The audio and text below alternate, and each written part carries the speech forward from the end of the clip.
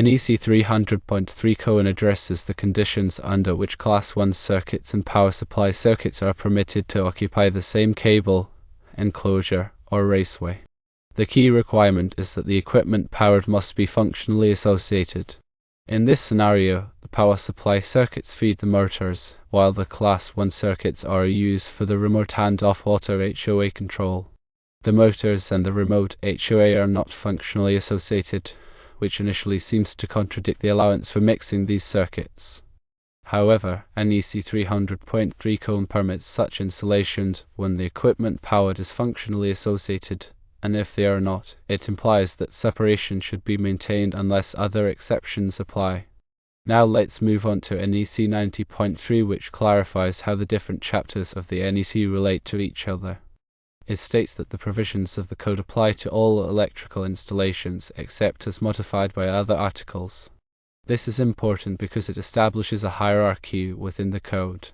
Chapter 7 of the NEC covers special conditions. These conditions are specific and may modify or supersede the general rules found in earlier chapters, such as Chapter 3, which deals with wiring methods and materials. If an installation does not fall under any of the special conditions outlined in Chapter 7, then the general rules in Chapter 3 apply. The principle that later chapters in the NEC can supersede earlier ones is a fundamental aspect of how the code is structured and applied. This is to accommodate specific situations or installations that require different or more stringent rules than those provided in the general chapters.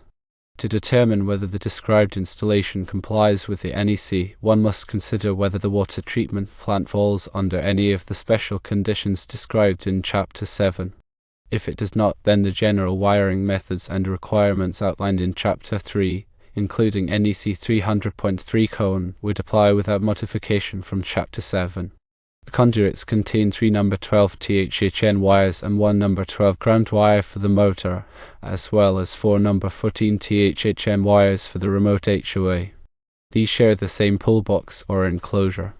The engineer's reference to NEC 725.26 Bone is relevant because it also addresses the mixing of Class 1 circuits and power supply circuits. This section reinforces the requirement that these circuits can only occupy the same enclosure or raceway when the equipment powered is functionally associated. If the motors and remote HOA are not functionally associated, this section would seem to prohibit the installation. The allowance of mixing Class 1 and power circuits depends on the functional association of the equipment they serve and whether any special conditions apply that would modify the general rules. In the context of NEC compliance, the interpretation of functionally associated is critical. If the motors and the remote HOA are considered functionally independent, then mixing the power and control wires in the same conduit and pull box might not be compliant unless specific exceptions or allowances are present in the code. The later chapters of the NEC, particularly Chapter 7, do indeed have the potential to supersede the requirements of earlier chapters, but only when the specific conditions outlined in Chapter 7 apply to the installation. Without any special conditions applying, the general rules of Chapter 3 would govern the installation. NEC 300.3 Cohen allows Class 1 circuits and power supply circuits to occupy the same enclosure or raceway if the equipment powered is functionally associated. NEC 90.3 clarifies that the NEC applies to all installations unless modified by other articles. Chapter 7 addresses special conditions. In summary, the later chapters in the NEC can supersede the earlier ones, but only when the conditions described in the later chapters are applicable to the specific installation.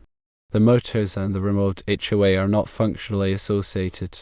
The NEC is structured such that general requirements are outlined in the early chapters, while specific conditions that may modify these general requirements are detailed in later chapters. Chapter 7, titled Special Conditions, contains requirements that can override or modify the rules found in earlier chapters, such as Chapter 3, which covers wiring methods and materials. To determine if a later chapter supersedes an earlier one must assess whether the installation in question falls under any of the special conditions outlined in Chapter 7. If the installation does not meet any of these special conditions, then the requirements of the earlier chapters, such as Chapter 3, remain in effect. The hierarchy of the NEC is designed to address a wide variety of electrical installations, from general-purpose wiring to specialized systems like emergency power, hazardous locations, and communications systems. The general rules are intended to provide a baseline for safe and effective electrical installations, while the specific rules in later chapters are designed to address the unique challenges and requirements of specialized installations. NEC 90.3 explains how different parts of the code relate to each other. The provisions of the NEC apply to all electrical installations unless modified by other articles within the code. This means that while the initial chapters, like Chapter 3, lay out the general requirements, these requirements can be altered or superseded by more specific rules found in later chapters, especially Chapter 7, which deals with special conditions. The later chapters of the NEC can and often do supersede the requirements of the earlier chapters, but this is contingent on the applicability of the special conditions outlined in those later chapters to the specific installation being evaluated. For instance, if an electrical installation is located in a hazardous location as defined in Article 500, the requirements of Articles 500 through 516 would take precedence over the general wiring methods described in Chapter 3. Similarly, if the installation involves emergency systems, the rules in Article 700 would supersede conflicting requirements in earlier chapters. To understand how this works, consider the following. Firstly, determine the scope and nature of the electrical installation. This involves identifying whether the installation falls under any of the special conditions defined in Chapter 7 or other specific articles within the NEC. Secondly, review the general requirements in the early chapters of the NEC, such as Chapter 3, to understand the baseline rules for wiring methods, overcurrent protection, grounding, and other fundamental aspects of electrical installations. Thirdly, assess whether any of the special conditions outlined in Chapter 7 or other relevant articles apply to the installation. If so, these special requirements will modify or supersede the general requirements in the earlier chapters.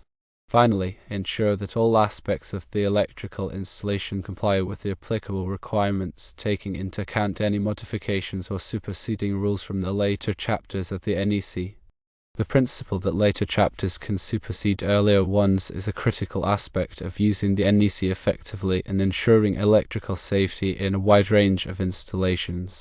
Regarding the water treatment plant scenario, the key question is whether the mixing of 480 volts power wires and 120 volts control wires in the same conduit complies with the NEC.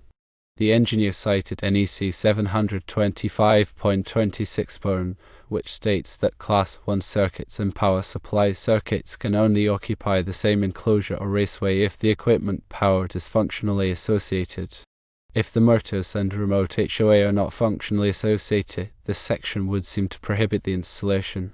However, NEC 300.3 cone allows Class 1 circuits and power supply circuits to occupy the same enclosure or raceway if the equipment powered is functionally associated.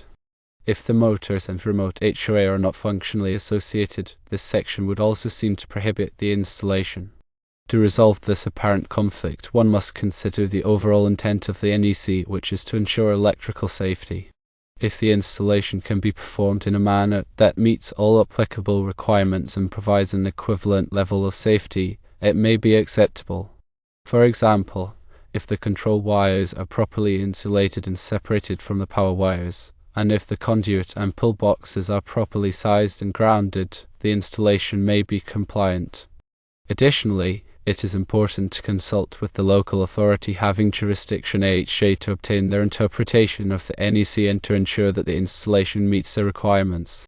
To ensure compliance, consider the following steps. Firstly, verify the functional association of the equipment. Determine whether the motors and remote HOA are functionally associated. If they are not, the general rule prohibiting the mixing of power and control wires may apply. Secondly, evaluate the wiring methods. Ensure that the control wires are properly insulated and separated from the power wires. Use appropriate wiring methods, such as using separate conduits or raceways for the power and control wires. Thirdly, assess the grounding and bonding. Ensure that the conduit, pull boxes, and equipment are properly grounded and bonded to provide a low impedance path for fault currents. Fourthly, consult with the AHJ. Obtain their interpretation of the NEC and ensure that the installation meets their requirements. Fifthly, document the installation. Keep detailed records of the installation, including the wiring methods, grounding and bonding, and any exceptions or interpretations from the AHJ. The NEC is a complex document, and it is important to consult with qualified professionals to ensure that electrical installations are safe and compliant. Chapter 7 of the NEC covers special conditions that may modify or supersede the general rules found in earlier chapters. NEC 90.3 states that the provisions of the code apply to all electrical installations unless modified by other articles.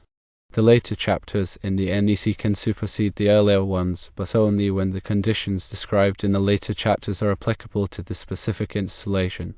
It's also vital to remember that the local authority having jurisdiction, or OJ, has the final say in interpreting and enforcing the NEC. Their interpretation and requirements must always be followed. In practical application, the engineer's concern stems from the potential hazards of mixing different voltage levels within the same raceway, especially if the equipment is not functionally related. This is to prevent the possibility of higher voltage conductors inadvertently energizing lower voltage control circuits, creating a safety hazard. Therefore, strict adherence to the NEC guidelines and careful consideration of the installation's specific characteristics are essential.